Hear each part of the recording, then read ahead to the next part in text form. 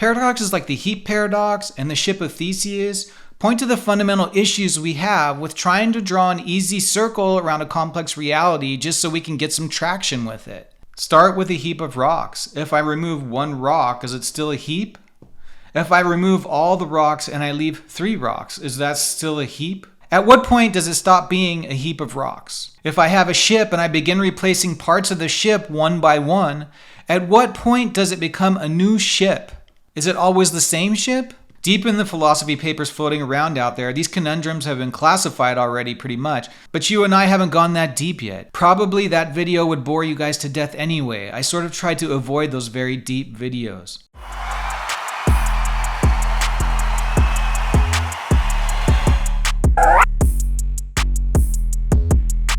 Counterpart theory attempts to categorize away some of the paradoxical failures of definition. What is a multiverse and what is your existence and identity within it? The core idea of counterpart theory is that when we talk about possibilities, we're not referring to the same individuals existing in different worlds. Instead, we are referring to individuals in other worlds who are counterparts of individuals in our world. Key ideas: possible worlds.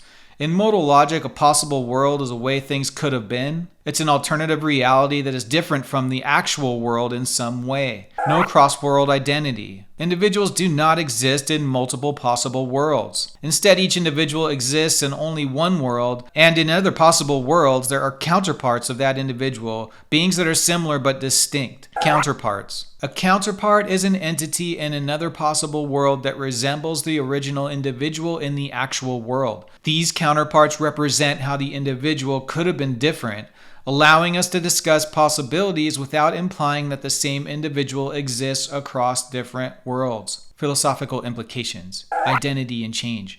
Counterpart theory raises questions about the nature of identity over time and across possible worlds. Can someone change drastically in another world and still be considered the same? Or are they fundamentally different? Possibility and necessity. The counterpart relation allows us to talk about possibilities without needing to assert that same individual is involved in different realities. So it's a matter of how you define things. To me, your spatial location and the time you occupy the space is the only individuality you truly have.